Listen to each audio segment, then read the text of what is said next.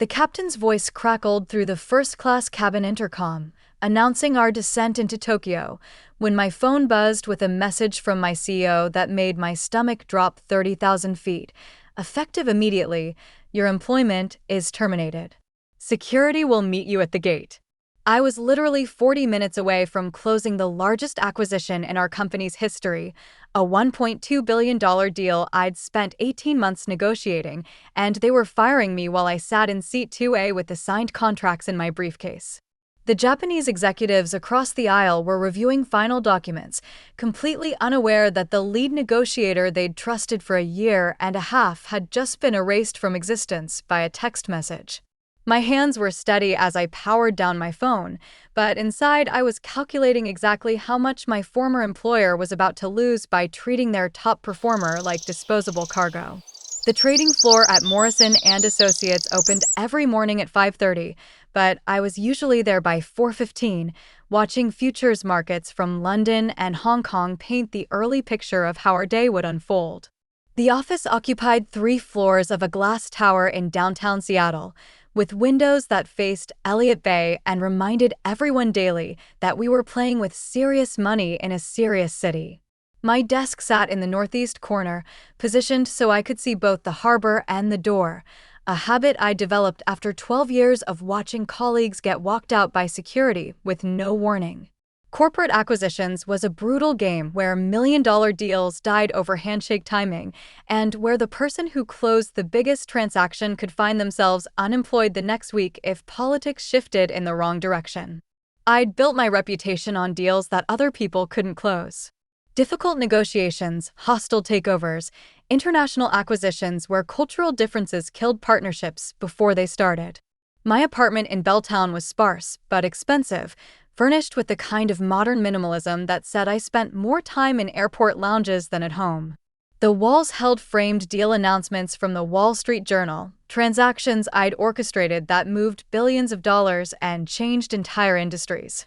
The coffee machine in my kitchen was a $1,500 Italian espresso maker, the only luxury I'd allowed myself that wasn't directly related to work performance. Every morning, I'd make 2 shots of espresso and drink them black while reviewing overnight emails from clients in different time zones. The ritual gave me 15 minutes of quiet before diving into days that often stretched past midnight. My business cards identified me as Senior Vice President of International Acquisitions, but the real description was simpler. I was the person who made impossible deals happen when millions of dollars and hundreds of jobs hung in the balance.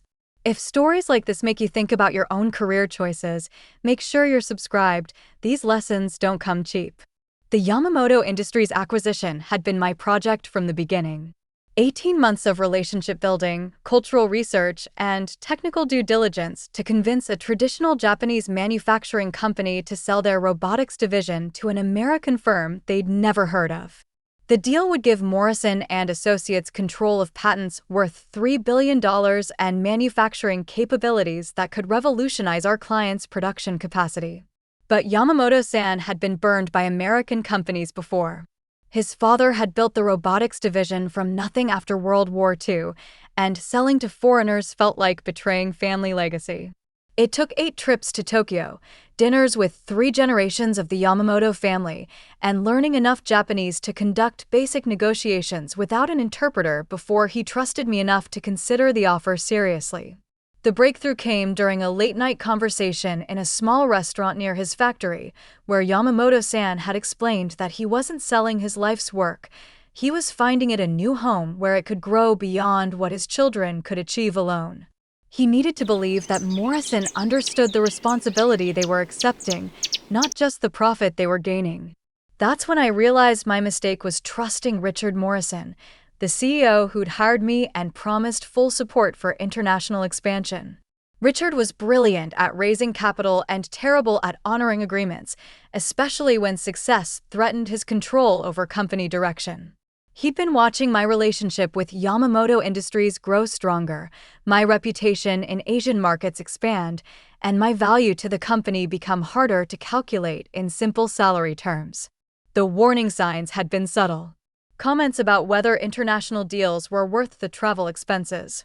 Questions about why negotiations took so long when American companies could close similar transactions in weeks. Suggestions that maybe we should bring in additional team members to share the workload and ensure nothing fell through cracks. I'd ignored the signals because I was focused on results, not office politics.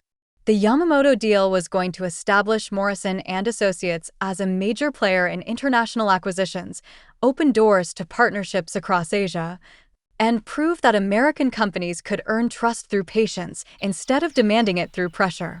But Richard wasn't interested in building long-term relationships or expanding into markets he didn't understand. He wanted quick returns, predictable transactions, and executives who followed his vision instead of developing their own expertise. The flight to Tokyo that final time felt different from the moment I boarded. I'd made the same trip dozens of times, but this journey carried weight that had nothing to do with turbulence or jet lag. In my briefcase were contracts that represented the culmination of everything I'd learned about international business, cultural respect, and the patience required to build trust across oceans. Yamamoto-san had finally agreed to the acquisition terms after we'd restructured the deal to include guaranteed employment for his current workforce and a commitment to maintain manufacturing operations in Japan for at least 10 years. These weren't standard provisions in American acquisitions, but they were essential to earning his signature on documents that would transfer control of his father's legacy to people who lived 8,000 miles away. The meeting was scheduled for Thursday morning at Yamamoto Industries headquarters, followed by a signing ceremony that would include his entire family and senior management team.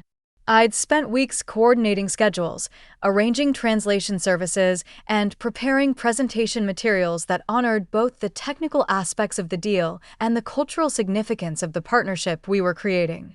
But 6 hours into the 13-hour flight, while I was reviewing final contract language and preparing talking points for questions Yamamoto-san might raise, my phone received that text message from Richard Morrison that changed everything. The words were clinical, legal. Designed to protect the company from wrongful termination lawsuits while providing no explanation for why their most successful international negotiator was being fired 40 minutes before closing the biggest deal in company history. No phone call, no conversation, no opportunity to understand what had gone wrong or how the situation might be resolved. I sat in that first-class seat, 35,000 feet above the Pacific Ocean, and realized that Richard had planned this timing deliberately. Fire me after I'd completed all the groundwork, but before I could close the deal, then send someone else to Tokyo to claim credit for the transaction. Keep the billion-dollar result, eliminate the expensive executive who'd made it possible. The Japanese executives sitting across the aisle were reviewing documents and discussing final details in hushed voices, completely unaware that the American company they'd spent 18 months learning to trust had just demonstrated exactly why Yamamoto-san's initial suspicions about foreign partnerships had been justified.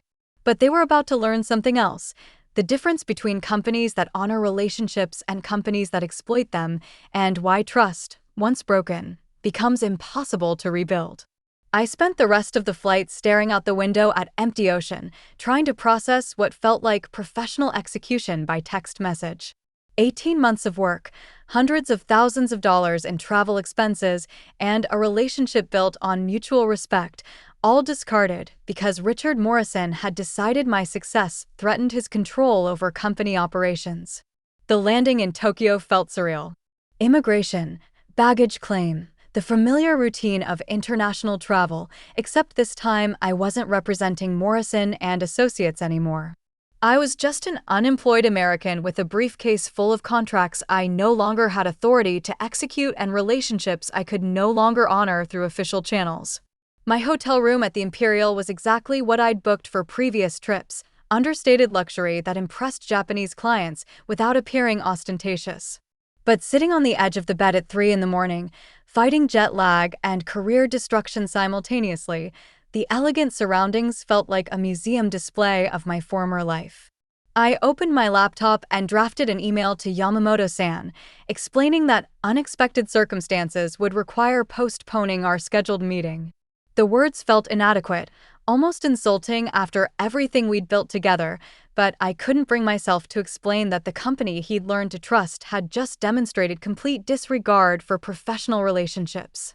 That's when I remembered something my mentor had told me during my first year in acquisitions, back when I was learning the difference between closing deals and building partnerships. She'd been negotiating a merger between two pharmaceutical companies when the acquiring firm tried to change terms at the last minute, assuming their counterparts had no choice but to accept revised conditions. Trust isn't just about keeping promises, she'd said. It's about understanding that relationships have value beyond immediate transactions. Companies that treat partnerships like commodities end up discovering that loyalty can't be bought, only earned. And once you've proven yourself untrustworthy, the market remembers forever. Sitting in that hotel room, I realized Richard Morrison was about to learn exactly what happens when you betray someone who understands how trust works in international business.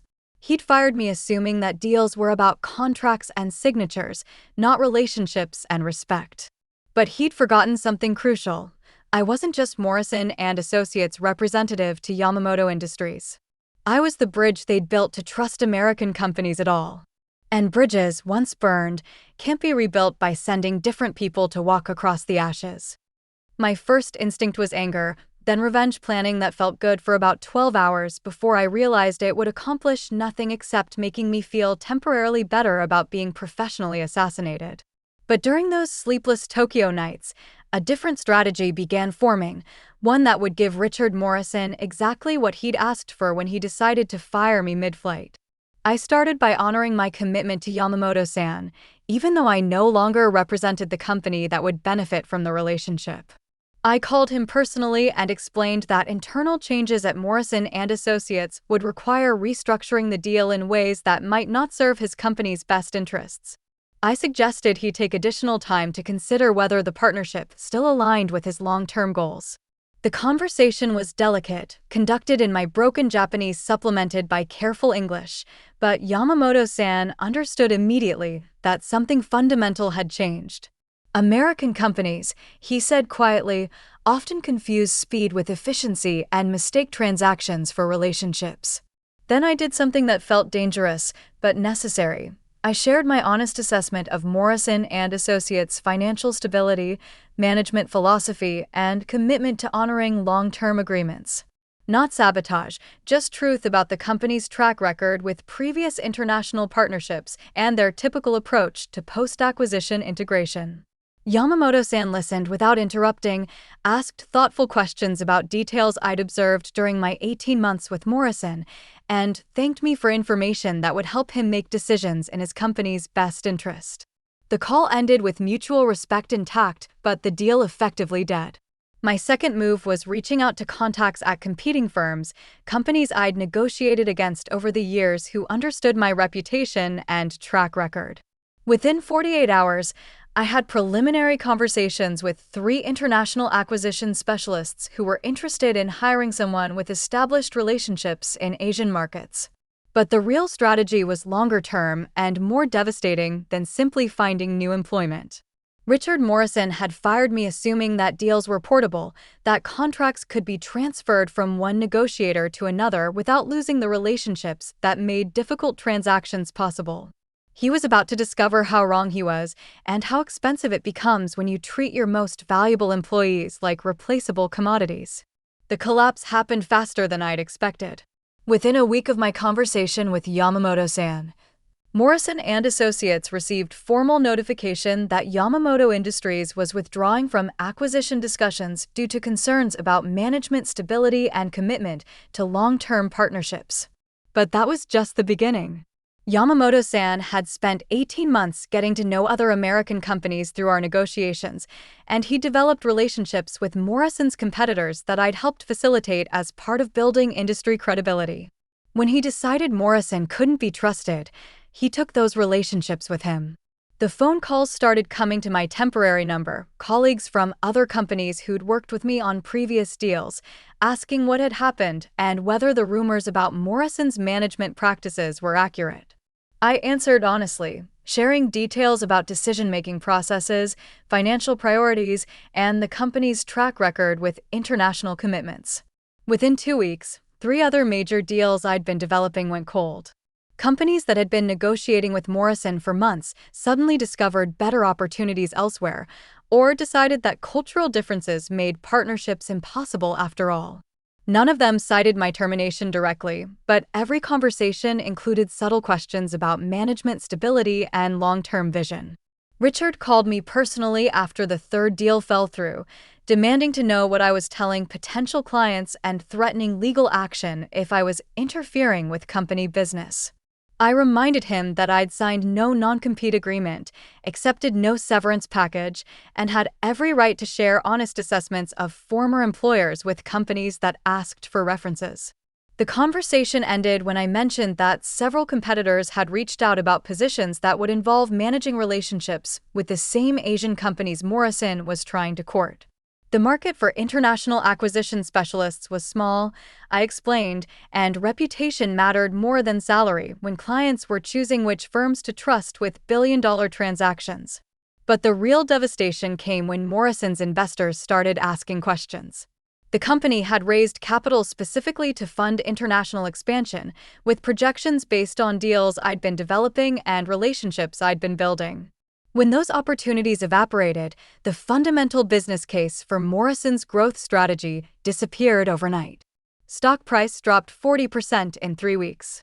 2 board members resigned.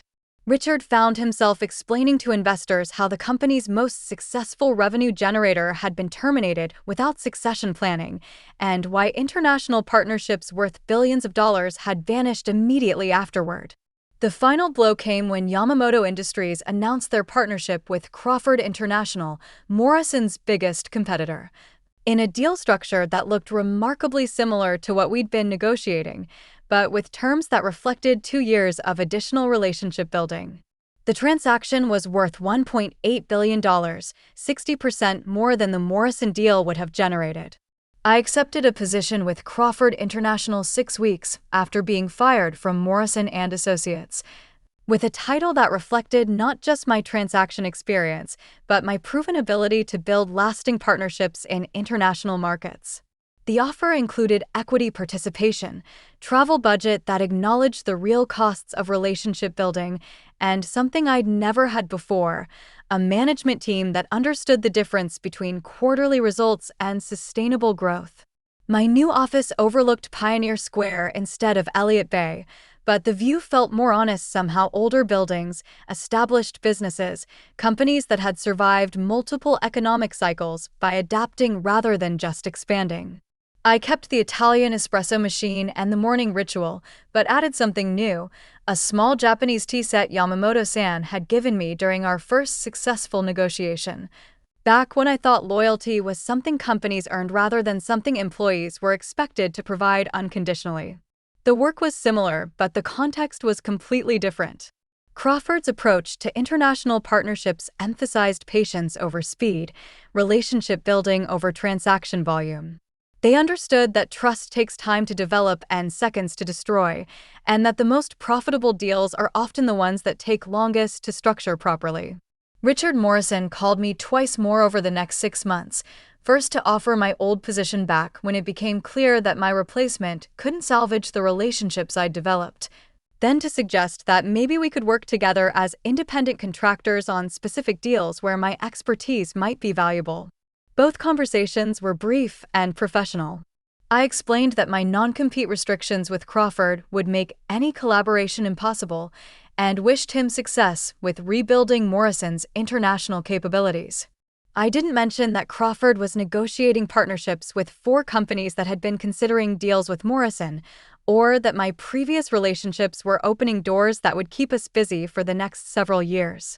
Morrison & Associates filed for bankruptcy protection 8 months after firing me, citing unexpected losses from failed international expansion and inability to service debt incurred during their growth phase. Richard Morrison's final investor call, which became public record during bankruptcy proceedings, included a statement about the importance of retaining key personnel and the risks associated with management transitions during critical business periods. I'm writing this from my hotel room in Singapore, where I just closed a $3 billion partnership between Crawford International and a consortium of Asian manufacturers. The negotiation took 14 months, required learning basic Mandarin and Malay, and succeeded because everyone involved understood that trust takes time to build and commitment to maintain. The deal announcement will run in tomorrow's Financial Times, featuring quotes from executives who talk about the importance of patience, cultural respect, and long-term thinking in international business. My name appears in the third paragraph, identified as the lead negotiator who structured the partnership and managed relationships across 4 different countries. But the real lesson isn't about revenge or justice or corporate karma. It's about understanding the difference between what you do and who you are, and recognizing that companies can fire employees, but they can't fire relationships, expertise, or the trust that gets built one conversation at a time over months and years.